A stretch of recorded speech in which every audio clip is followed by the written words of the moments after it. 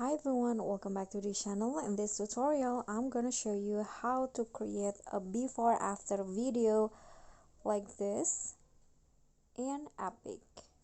So here, this is the before and after editing on EPIK, and here is what you need to do if you want to create one. So you just need to open the EPIK apps and then go to enhance, this one, and choose the photo that you want to edit.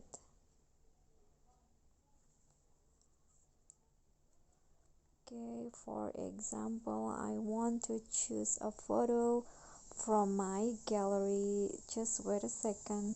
Okay, so I'm going to choose this photo, and now the AI conversion is in progress.